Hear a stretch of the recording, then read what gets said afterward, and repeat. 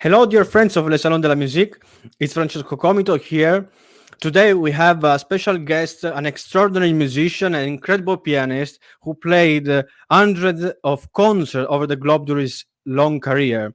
Distinguished teacher of the SMU University in Dallas, Texas. Please welcome Maestro Joaquin Achúcarro. Maestro, I'm so happy that finally were able to start our conversation. How are you, Maestro? I am also happy. Thank you very much that you are here with us. The public knows the efforts which have been made to see my face, which I am absolutely illiterate in this kind of things. I am possibly a 19th century person. Maestro, thank you so much for being here. I know that is a little bit complicated. Also, I don't know anything about. Actually, yes, I learned how to do it, but I started knowing nothing about technology. And it's if you understand how to do it after, it's much easier. Maestro, really, I am so honored to have the opportunity to interview you for Le Salon de la Musique. Don't lose time saying all that things. Let's Eh? go. Don't lose time. Many are our listener interested in learning about life and personality of artists as important as and representative as you, who represent a real legend for international classical music. Your technique never ends in itself, but it's always at the service of the sound, and this makes you a great among greats.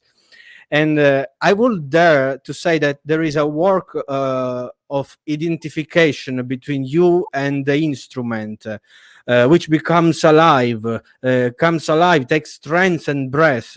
The spirit of the piano voice is you and its interpretative force. I would like to start our interview asking a very interesting question. How did your passion for classical music started? Well, the passion is something that becomes after you have treated something. I mean, it's not that suddenly. When I was a kid, I heard a lot of music because my father was a very good pianist amateur. He was oculist, but he played the piano very well. And so when I was 2 years old or 3 years old, I went to sleep listening to Chopin, Schumann, Brahms, and things like that. So it was something normal that the music was around me. And then it was little by little, the passion. Well, when you begin to know things, and when the more you know, the more you love, the more you love, the more you try to know, etc., etc. It's not a sudden passion. It's a crescendo, which hasn't finished yet. And Maestro, when actually you understood that you wanted to become a professional musician? I think your next question is about my first concert, and it was that day. I played the Mozart piano concerto when I was 13, and then that night I decided I want to become a pianist. As simple as that.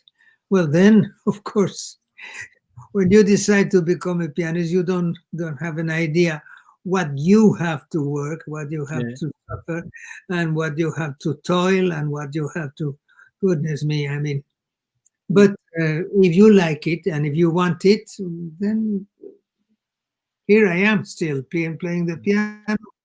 Today I have practiced about 6 hours, and I am about to suffer your interview, in which I don't know what I'm going to say.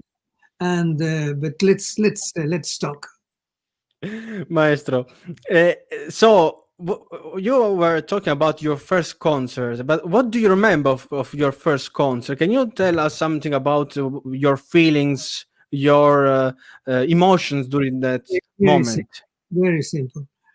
Well, I could tell you almost minute by minute what I remember of that concert, but I would try to simplify.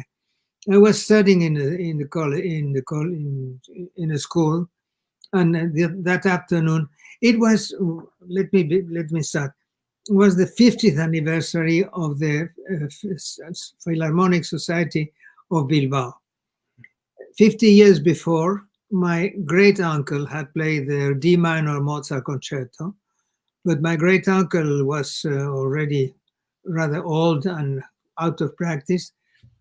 So the president of the society decided that I was a sort of, not a child prodigy, but some kind of young talent. And then I was I was under the thing that I had to play this Mozart Concerto. I'm sure that you remember too that the first time you went to a scene, your legs don't support you. It's true. I remember. Something like that. I remember that was an applause, and then I remember that so I had learned how to make something like that. I sat in the piano and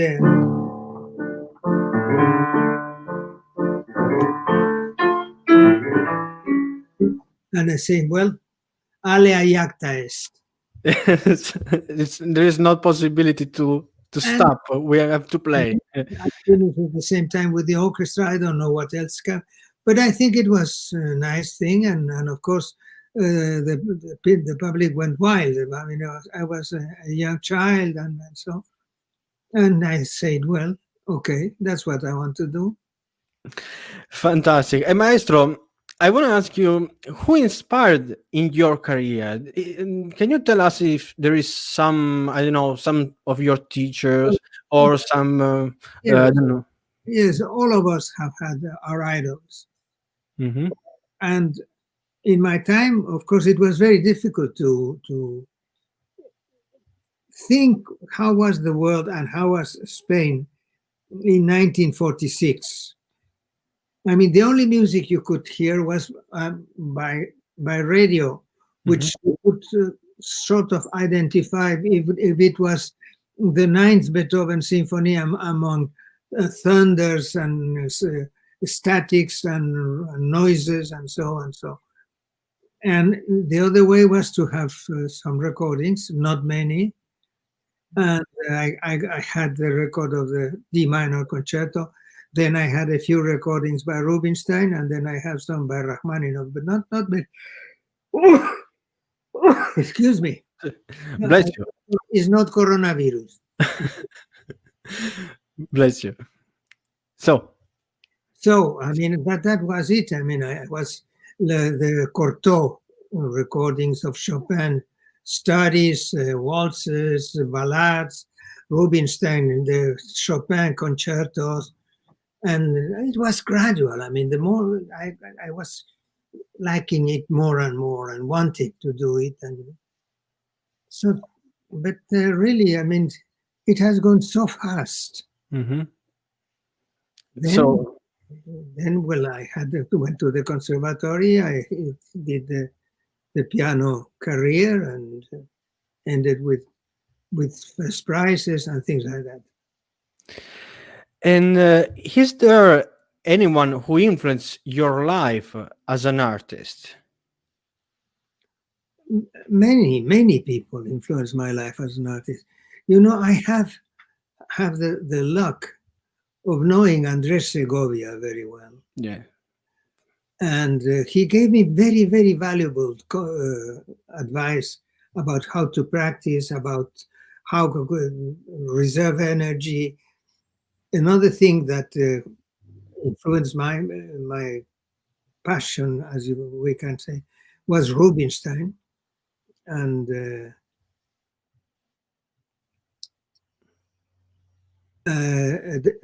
teachers, I mean, Guido Agosti in Italy, very much. Mm-hmm. But a dancer named Alexander Sakharov, who gave me some kind of very, very important ideas how to make our interior life go into the music.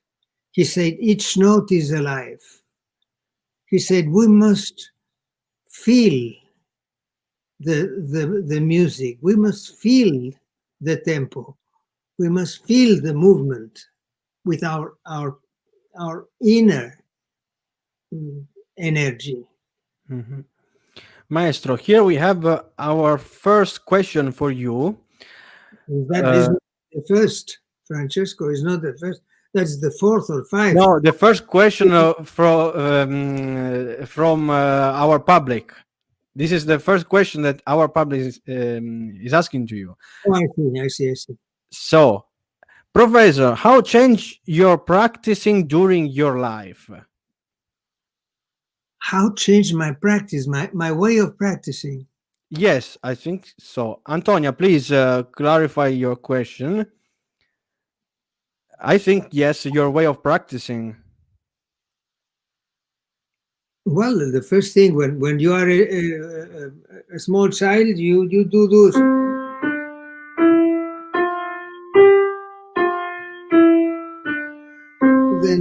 Then that's the beginning of it.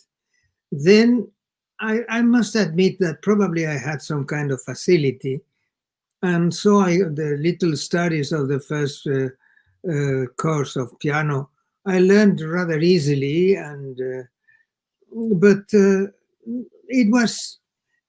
I mean, I wanted to be a pianist, but nobody else thought that I could become a pianist.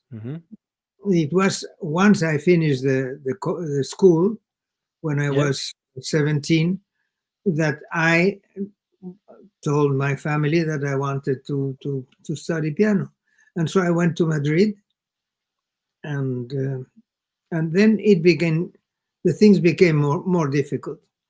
Yes, of course. I had to practice more. I had to practice forte, adagio, allegro, prestissimo, Chopin studies, and sort of giving strength to the hands and to the fingers. I mean, it's something, as I said to you before, everything is a gradual growth. Okay. Right now, I practice in every possible moment more than I can imagine. Yes. Separate hands, not looking at with being in the dark, so that the hands must find their way. Another is not listening to not playing the notes down. Other is to play them fortissimo and lentissimo. In fact, there are a very good precedents of people who play like that. I'm sure there is an anecdote in which a critic who was going to interview Rachmaninoff in Hollywood when he was there. The name is Abram Chasins, who was a conductor, composer, pianist, and whatnot. And when he was about to ring the bell, he heard the piano was sounding, so he stopped. And what he knew he could hear, it was so slow that he took his watch and felt that it was 1 note per minute. And what he was listening was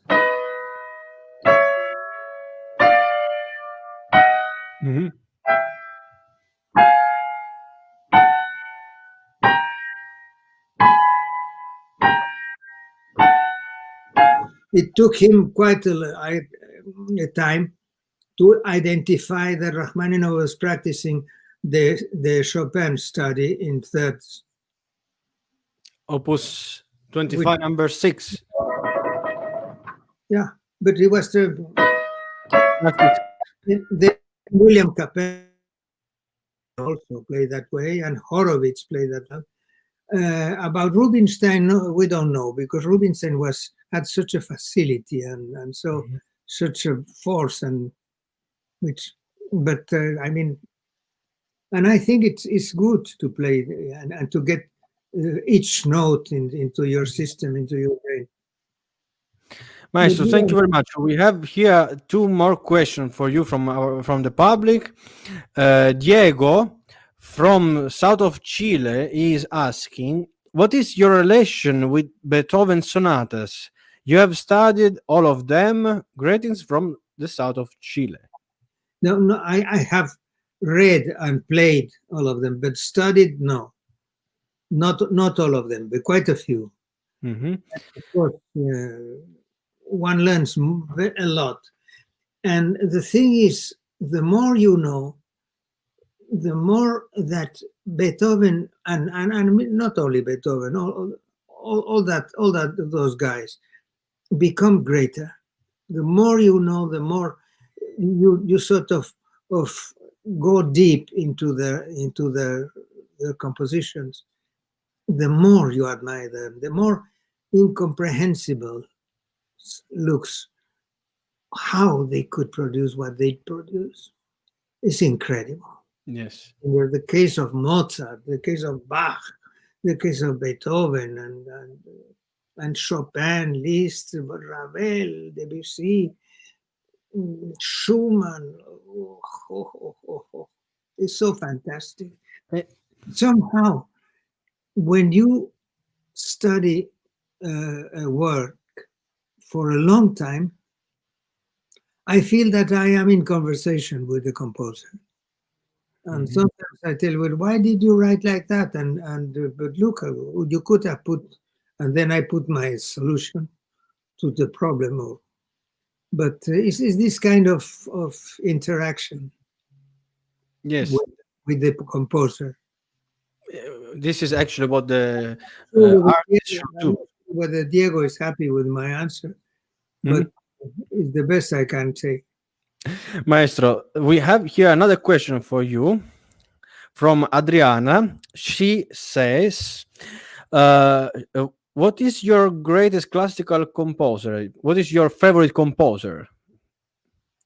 Usually I answer to this question, the one I am working on. Fantastic question. Fantastic answer is.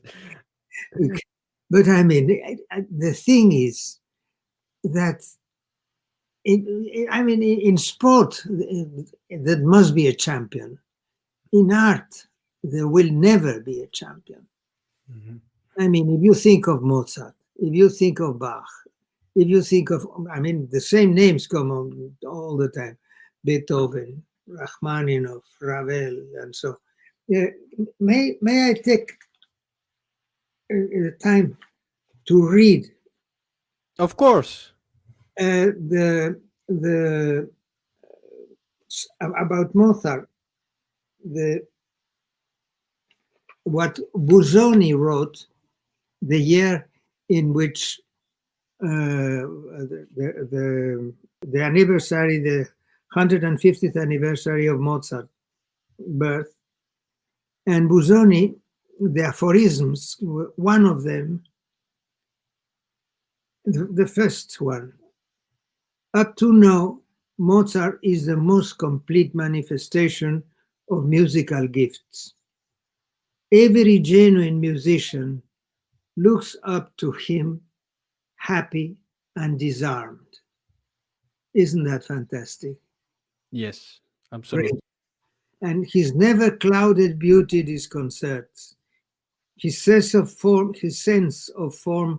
is also supernatural. And another so beautiful. His universal throw is his dexterity. Joy is his most outstanding feature. He smile decks with flowers even what is most unpleasant. And also, he is a friend of order. Miracle and sorcery preserve their 16 and 32 bars.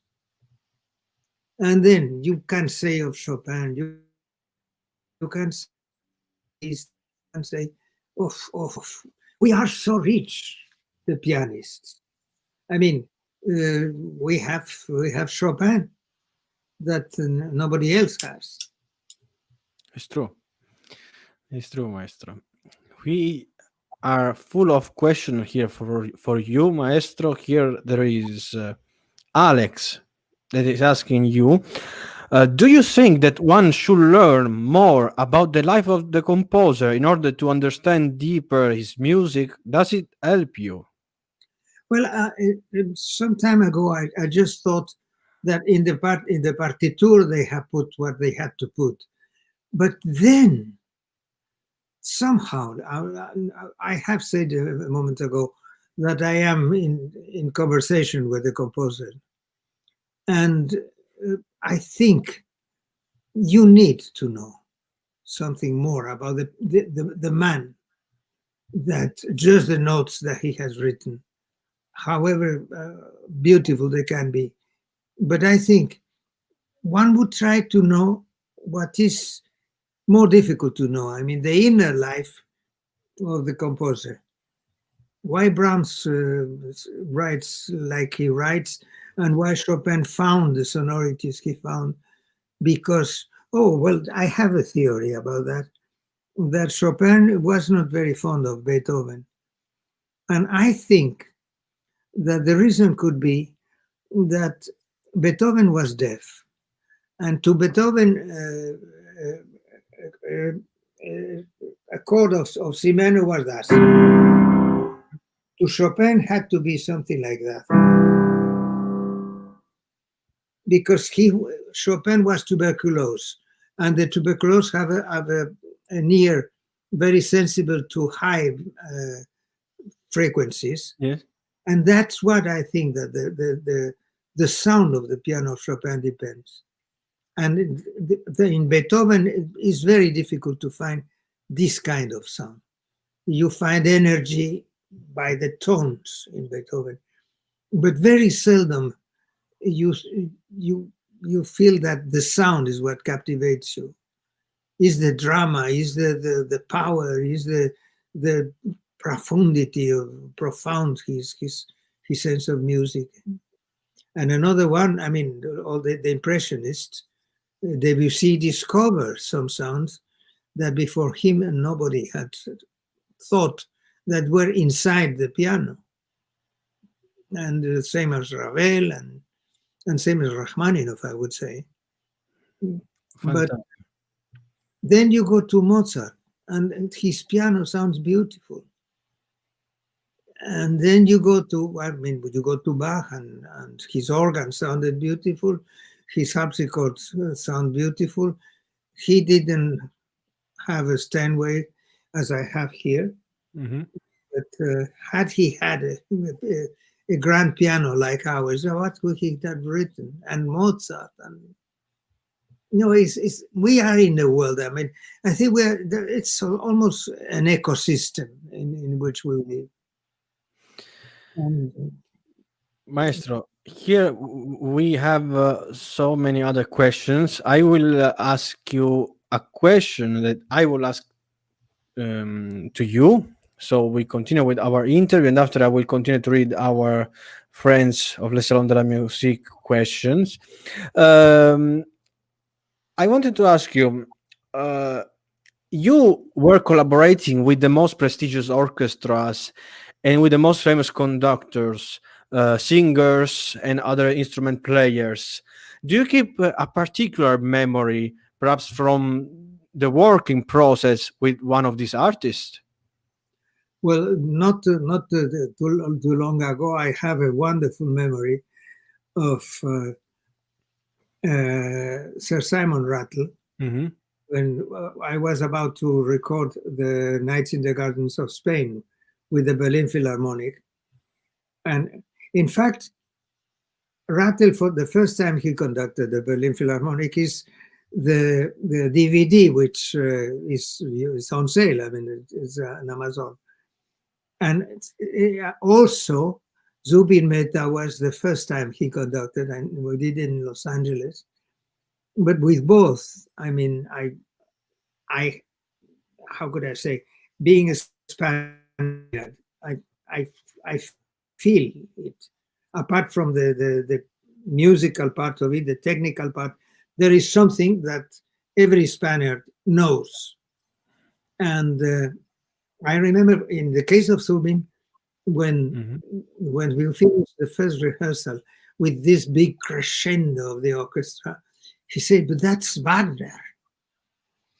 And Simon, when I was going to record that in Berlin, the night before, we were going to have dinner in his house, but he wanted to work on the Knights of the Gardens of Spain, and we stood 3 hours just seeing details, and this here, and this, the orchestra does that, and then it would be that, and really it was such a joy.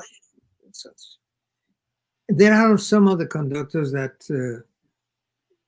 you play with them, and they have an engagement in which they have to accompany a soloist. So the last time of the rehearsal is left to go through the concerto that you are going to play, and they couldn't care less over what you do. But really, those two were so involved in what the work, and so that They are fantastic musicians. Maestro Zubin Mehta and Sir Samuel Rattle, they are famous artists. They are incredible musicians. So I can imagine their passion in working with you on this wonderful piece. Menuhin also was very attentive of what I say, but that was a Mozart concerto, again with the Berlin Philharmonic. When with Zubin and the fourth Rachmaninoff with the New York Philharmonic, also, it was a work fantastic.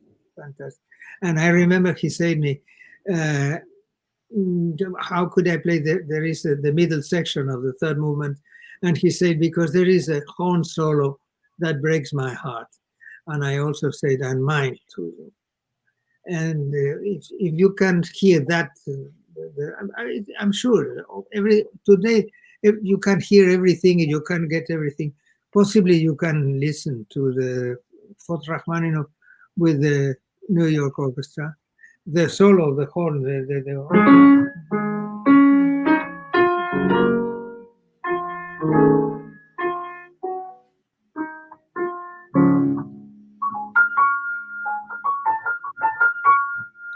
was so fantastic. Oh, our profession is very, funny. It's very difficult and it's very strenuous, and sometimes you are not happy. But when you are happy, there is a kind of happiness that is very difficult to find elsewhere, I suppose. Or maybe, when a great sportsman makes a good basket, or when Nadal won the Paris, it must be such kind of joy of this kind. Are you a fan of tennis sport? Well, I'm fond of good things done well. And in the tennis, there was the two geniuses, or perhaps three, that Federer, Nadal, and Djokovic, and some other which will, in 10 years, there will be other geniuses. In the piano, the Rachmaninoff and this kind of people that you sort of worship. And Art Tatum. Art Tatum is also unexplainable. The jazz pianist. Maestro, here really are arriving so many questions for you, so I must be actually a little bit faster here to be able to read all of them. But I'm sorry for.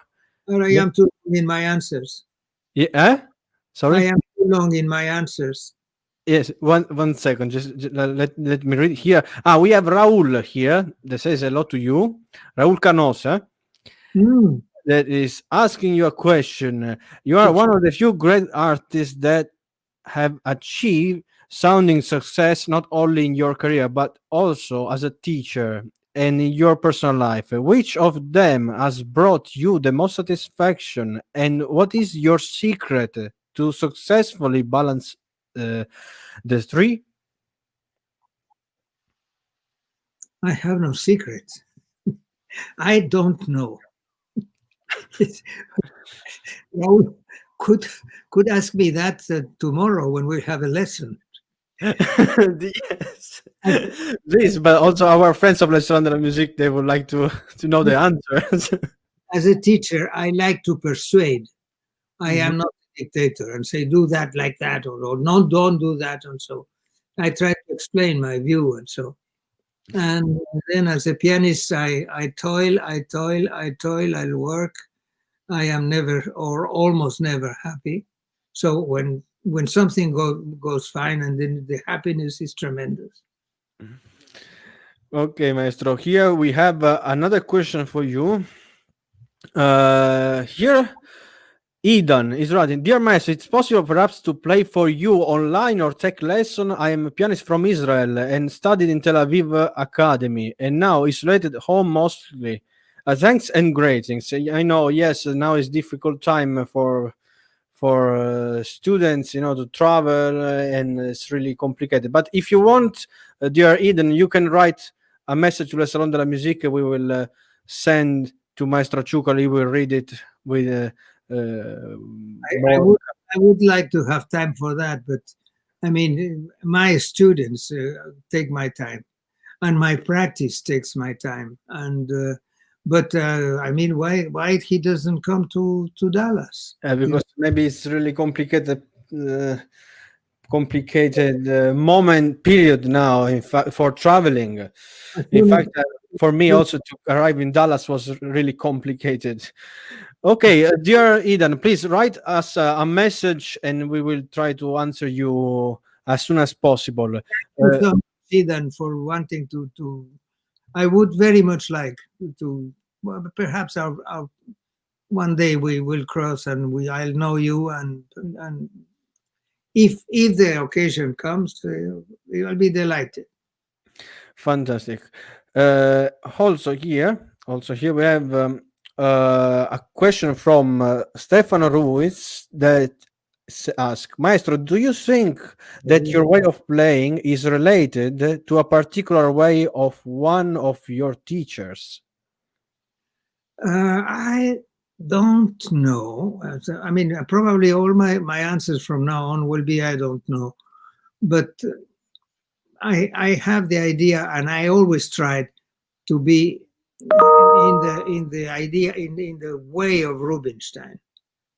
I think the nobility of his approach to any kind of music, without any kind of exaggerations of philosophies and things like that.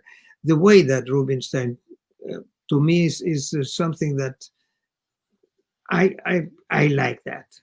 But probably, look, what happens is that I will finish playing like I have to play, like my subconscious, and you will play like your subconscious says, and Stefano, dear Stefano, you play very well.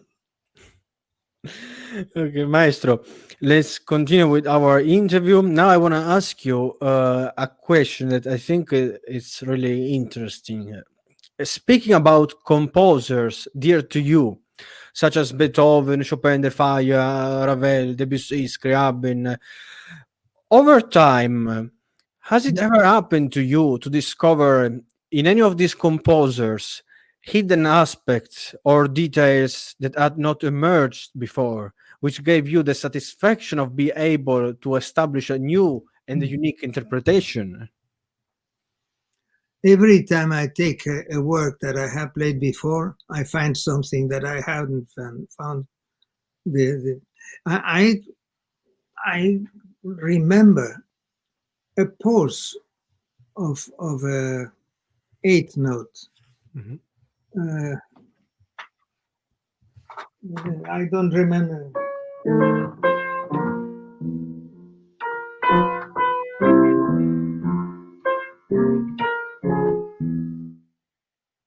The bass.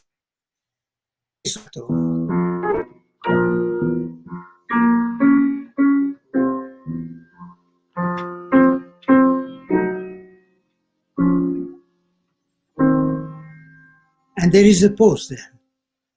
So this chord remains in the air, with the terror of what comes next, because death. But that when I studied that for time and time, but then what pushed Brahms to put that silence, the sort of holding your breath, and just that little detail, that was that I call that a great discovery, that you discover a pause marked by Brahms. Maestro, thank you so much, because this is really, it's really important for us. Also, it's important for me also to learn from what you say. It's really fantastic. You are a man full of knowledge that I don't know how to say in English. Say, come un pozzo dove raccogliere sempre l'acqua del sapere. Maestro, lei capisce italiano, mi ha capito. Here we have another question for you, that actually I wanted to ask you also this question from Astrid Morales. Let's ask. Yes, Maestro, always missing you and your lesson. How challenging do you find teaching during the pandemic and the usage of technology in your lesson? This is was actually a question that I wanted to ask you later. Of course, it's challenging, but you could tell her, Astrid, how we do our lessons, and it's not the same when you are present. But since I see your hands, I mean, the sound usually is horrible. Sometimes the image stops, so we have to imagine what is going on. But I think we are doing a different kind of work, but a very profitable one. That small details and sound and the pulse of the music in such a way. I think, well, we play the game with the cards we have, and the cards is named coronavirus, and we do our best. Astrid, how is that? How are you? Dear Astrid, please write in the comments. We will read your answer. Maestro, talking about this situation of coronavirus that is almost really difficult to travel, it's very crazy situation. Imagine if you will have to go somewhere in one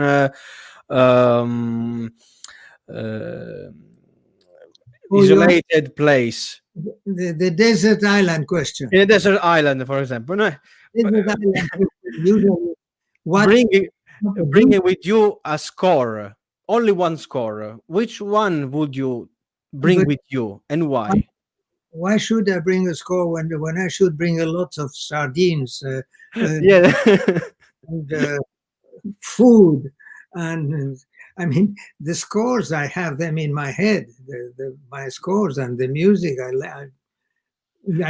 mean, sometimes when they ask for a record, then you cannot bring a record because you have not how to play it. But the score, I mean, the scores I know, I can just pass them over and over again. But for example, if somebody will say to you, you go and you have to bring with you only one piece of music, one score with you, only one. Which one would you choose? I will tell you that there was a time in which I did swim very badly, but I swim, and there was a 3-kilometer race, which I took part quite a few times. Every time was worse than the previous one. I was the first time I was 60, then it was the 80, then the 123, then the 200. I mean, I always was among the last because it took me more than 1 hour to swim all that.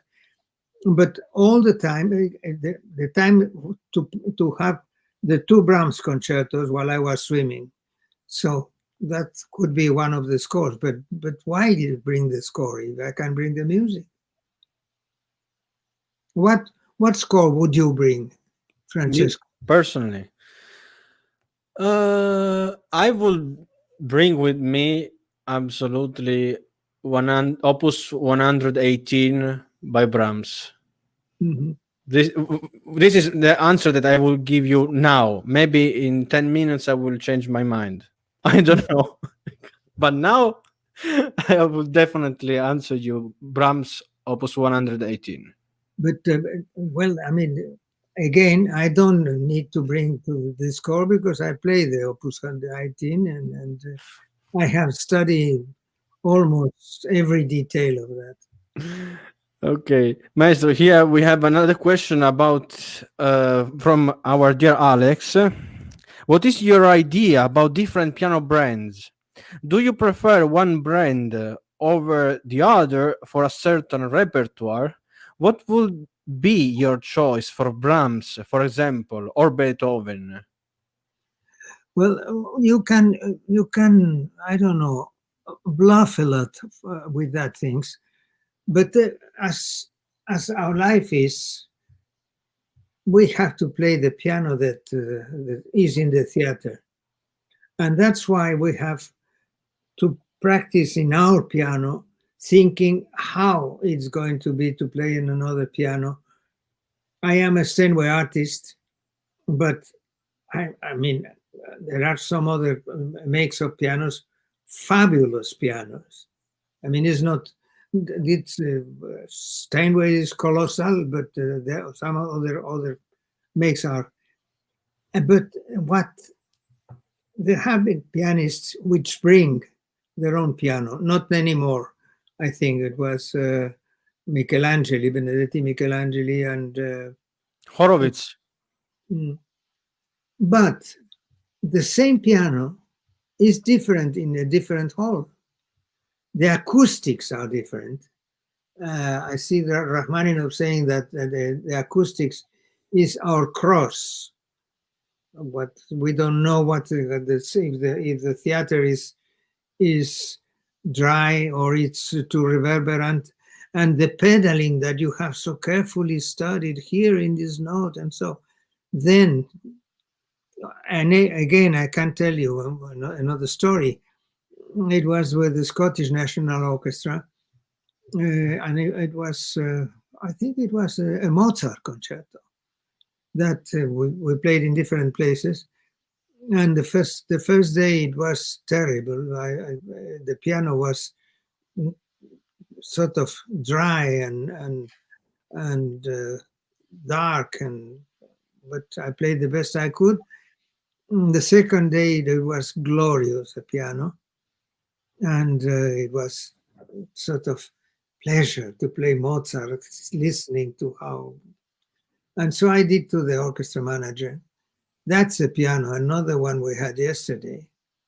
Maestro is the same piano. Incredible. What's the difference? I mean, the acoustics, the hall. So, I mean, that's a. If those who are listening to us dream to bring their own piano, forget it. Doesn't really matter. The acoustic is the problem. Oh, Maestro, here we have Pamela Hurtado that is asking for you. My dearest teacher, I give for forever your teaching my art. What concerto would have wanted to create from a composer of the 20th century? What to create? I mean, to create in French means to be the first performance. But I mean, the 20th century, I played the Nights in the Garden Spain something like 300 of times. And of course, the two Ravel concertos. And what else? Have played Hindemith, Rachmaninoff. Pamela, so nice to hear from you. Dear Pamela, thank you very much for your question. Maestro, I want to ask you, as a piano teacher, what quality do you think makes a good pianist? It's very simple to answer with two words: talent and work. Mm. But we know, we all of us know what talent means until we have to explain what talent is. Mm-hmm. And Rachmaninoff said that part of the talent could be the capacity of work, of hard work. So you put the two things together. And what do you think is absolutely necessary in order to become a musician? To love it and to have talent. Mm-hmm. What else can I say? And what is, in your opinion, what in your opinion are the qualities that one needs to become a true artist? Again, talent. We don't know what's going on in our brain for the difference of being a genius or being a normal person. What conditions? Who can say why Velázquez or Rembrandt? What kind? They probably had something in their brain that had to do with color, and with a viewing some things that others don't see. In our case, to imagine, I mean, the sonorities that Debussy imagined, who could have thought of that before him? But also, every step up that a new composer brings a new way of seeing things, as Picasso sees a new way of seeing and painting. There is at the beginning a sort of scandal or something, and then little by little what the genius has brought begins to give sense and fruit and be understood and so on.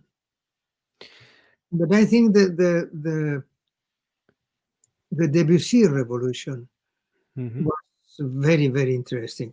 Then we have Bartok, Stravinsky, oh my goodness, Prokofiev.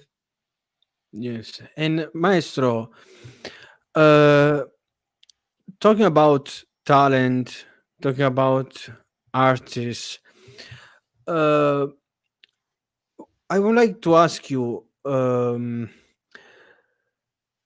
your longer career and teaching activity, has it ever happened to you to meet a young pianist which is, along with the will to learn and the determination and courage in facing a deeply and sacrificing and demanding career, that holds the sacred fire of genius, which makes it clear that you are in front of a phenomenon? What kind of teaching approach did you have towards this kind of student? I would begin to say, you have said the word genius. After some of my concerts, people came very, very happy and so, oh, you are a genius. Oh, you are a genius. And my answer to that is, when you use the word genius, when you speak of Einstein or Mozart, you have to be very careful to whom you name genius. Everything is a matter of degree, of course, but talent is recognizable. When you are, I don't know, you probably have been in juries of competitions, and you hear and you listen, and suddenly one moment something takes you, and that's possibly something genial, but not the genius. Genius were Da Vinci, Einstein, Mozart, Bach. Those were the greatest genius. Mm. So, for example, if you have a student that shows you really particular talent, do you think a teacher, as a teacher, that uh, is good to give some freedom, I mean, to this kind of talent, or in which kind of limit this student, this particular talented student, should stay? I mean, or But you that think, yeah. that is impossible to divine in advance. I feel as teacher something like Davy Crockett or some of those explorers who were just ahead of the caravan which came. I, being older, I have already done more more more errors and more successes, and so. But I feel that I am one of of them. Only I know a little more because I have lived longer and have thought for more time and have practiced more. And but I respect all my students. Of course, there are different kinds of talent and so. But what I try is to seeing the the height in which they are, begin to construct from that.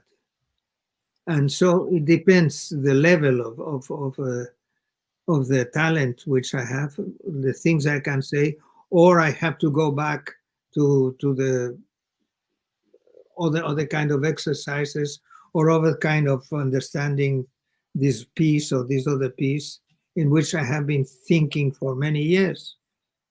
But try to give, not to, how could I say, not to feel superior.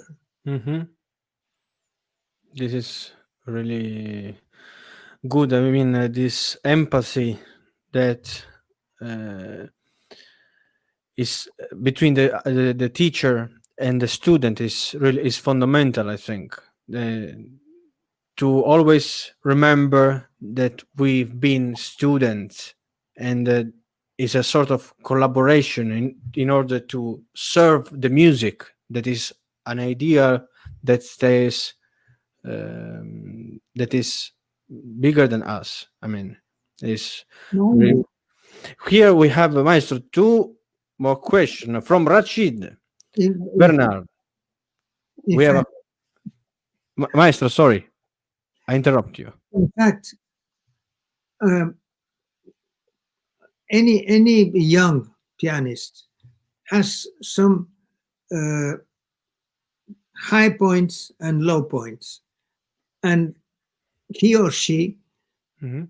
doesn't know which are his high, because the things that he does with facility, he doesn't consider that or she they are difficult. But that I can see in many of you, that you you do this very well, and I think this can be improved. Mm. In case, I don't know what I did well and what I did, but somehow I now remembering when I was young, I played wherever I played, in a small child, and so, and people were taken by something, and oh, what is that?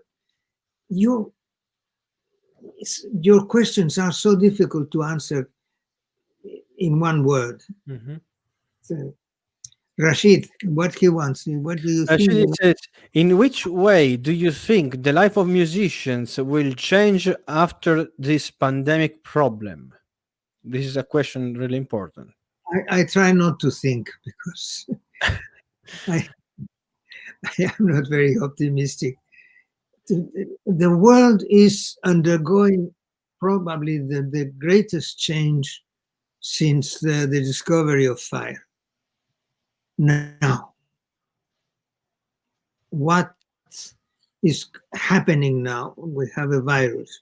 Probably the virus will be won by science, but there will be other viruses, and the science that we have now, that I can talk to you at almost, I think it's 9,000 miles of distance we are now. How could it be thought before? Our lives has been changed already in every aspect. The kind of also the sort of personal relationship, person to person. Now we have to see to it to be at a distance. And if you see a group from a distance, which are keeping the distance, you have the feeling that they are all in a visit of people that they don't know enough. We are used to give hugs with the Latins. That has disappeared. And will be something that I miss tremendously.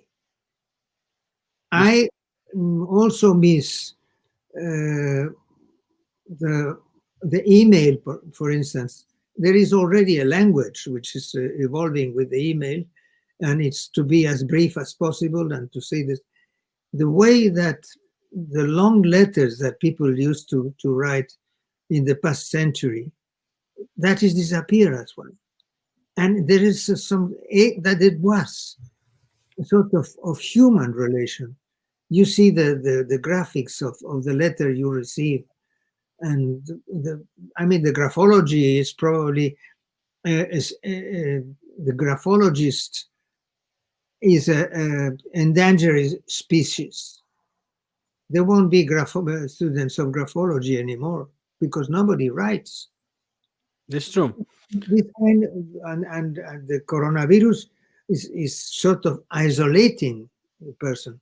We have all these machines that they put us together, and it's fantastic. I mean, we are at that distance. I remember when here in Spain at 11 in the morning, I was giving lessons in Japan, and at 9 in the evening, I am leaving lessons to Rashid tomorrow, and to you.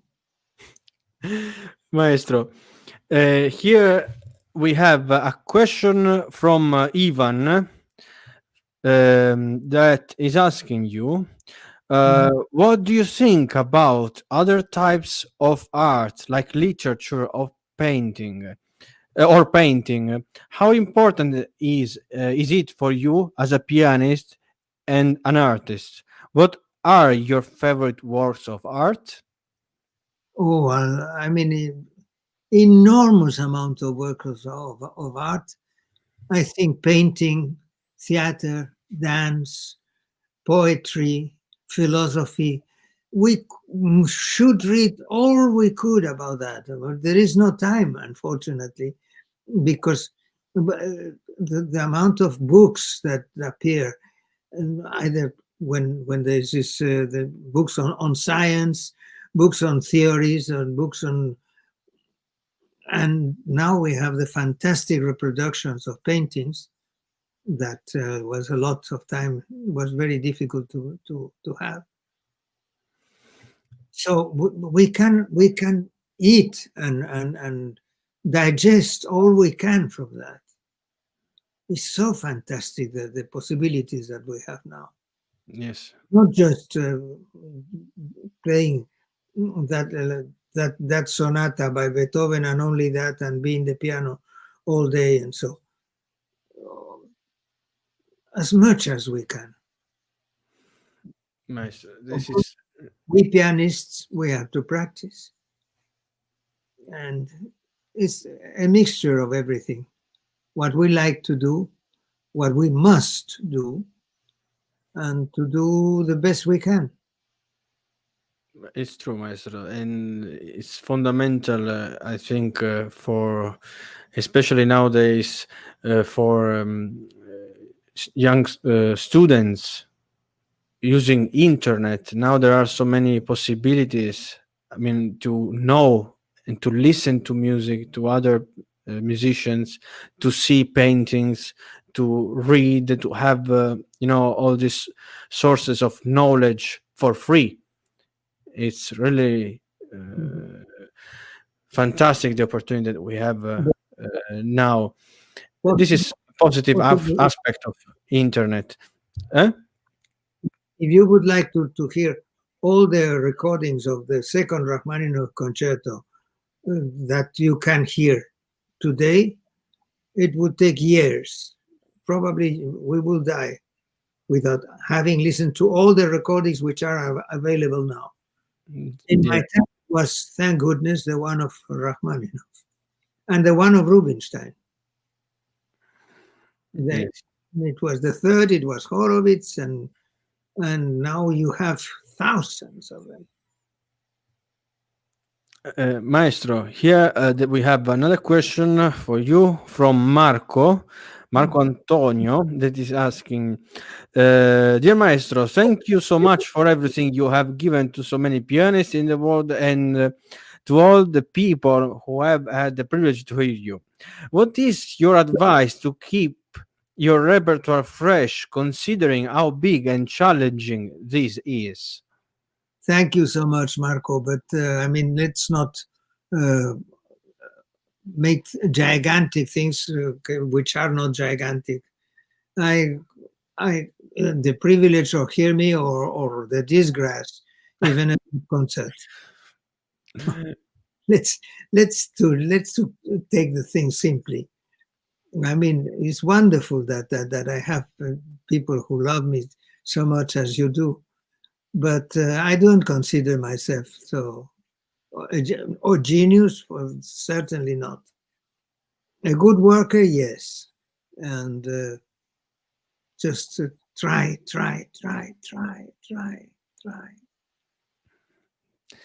And Maestro, here we have another question from Ida that says, today everybody is playing competitions. I have a feeling that there is a kind of pianist that win competition, and that today usually jury search for very confident and perfect pianist with technique less and less for the sensitivity in music and playing. That is true and simple. What is your opinion of this aspect?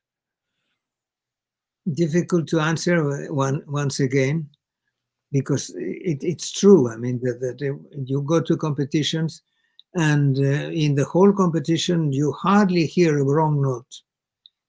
But on the other hand, there are some kind of many cliches which you hear over and over again played by different pianists. For instance, something against it, that every phrase by Mozart must finish either in a ritardando or in a pianissimo. Mozart was what he was, and so the amount of competitions has grown exponentially since my days. I mean, when I did competitions, it was the Bruxelles, Paris, then it was Moscow, but after. Today, I'm sure that there are more than 1,000 or 2,000 competitions all over the world. And of course, the fact of winning a competition doesn't have the impact that it had on those years, that more or less your career was made. Now the careers are made by also with the help of coronavirus and the help of sponsors, good manager. There are so many other aspects today to internet, for example. Internet, yes.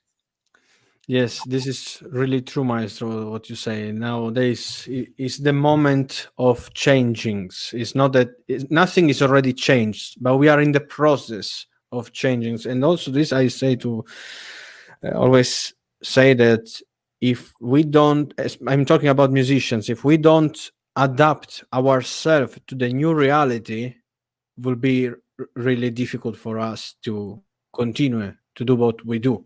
because we need to also think about financially what we do as a musician. We play music not only for ourselves, but also not but also to make money with it. And nowadays it's almost impossible because all concert halls, they are closing. Social distancing does not allow people to go to the concert and pay for a ticket. It's really difficult situation. So nowadays I think really we need to reinvent ourselves. And Maestro, what you want to say to new musicians that they want to start the career of pianist in this particular period? I wish them luck. And I wish them first to be good, then to be able to be sold by a good manager or by public relations, and then have the stamina and the endurance and just brace yourself and keep working and keep working and keep working and Right. try to find your inner sincerity, not trying to copy. It could be an influence, but the sort of copy that without putting something from yourself. Or again, you see, all the questions are so difficult to answer.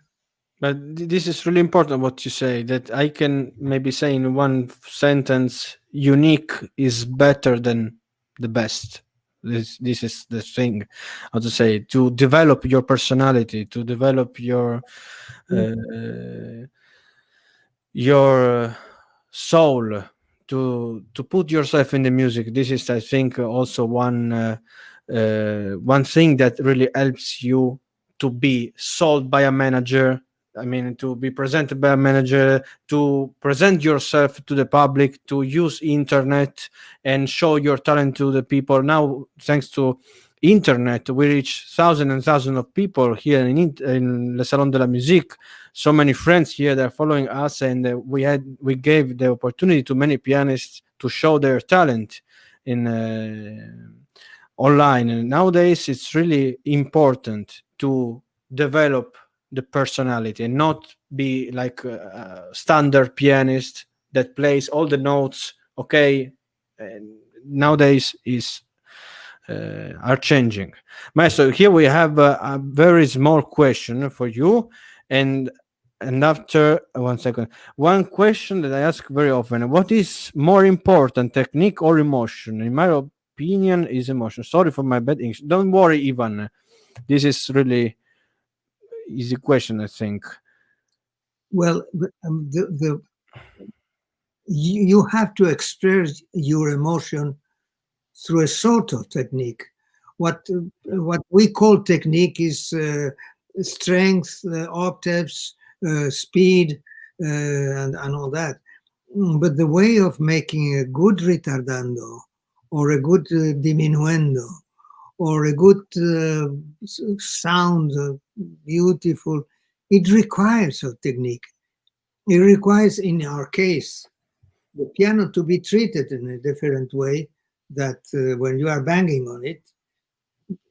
That's why I say that there is also the technique of the emotion. So both things are the same. If you are playing a Chopin Polonaise, you have to have. But if you are playing Chopin Nocturne, you have to have another kind of technique, what is called technique, to make the piano sing and to make the piano hush and to make the piano dream and to make the piano speak. This is our world. And so the technique is the origin of the sound. So technique is not like gymnastic or something. It's always an instrument to achieve a result. The word is used, technique, for strength, speed, clarity, and so. But nobody thinks that that the emotion needs to have a kind of technique.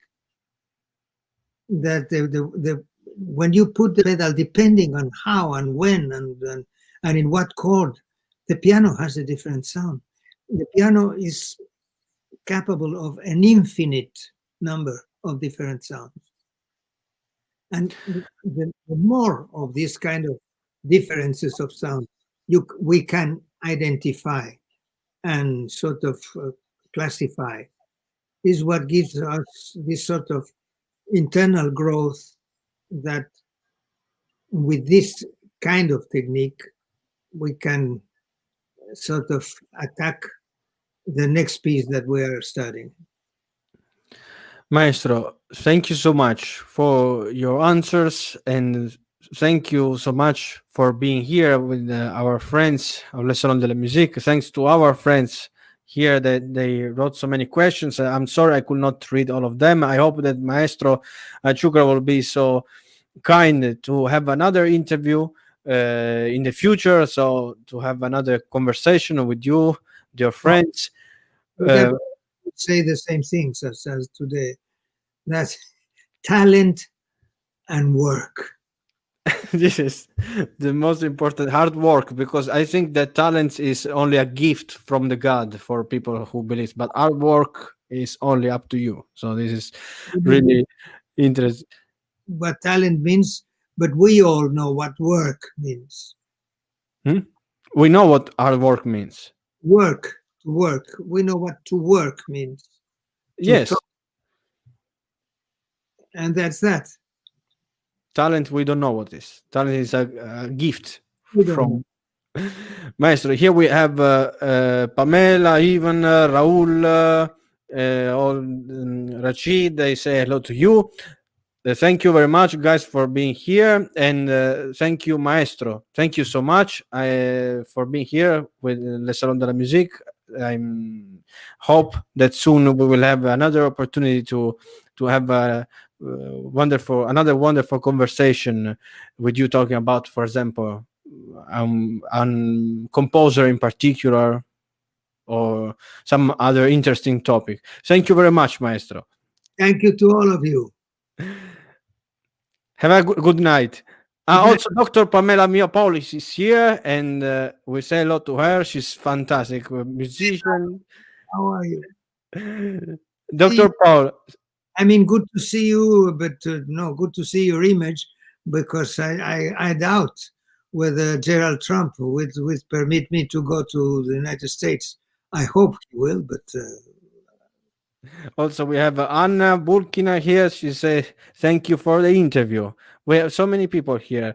Thank you very much. Maestro, have a nice evening. I don't know what time it is now in Spain. I think it's night. I'm so sorry that now it's so late for you.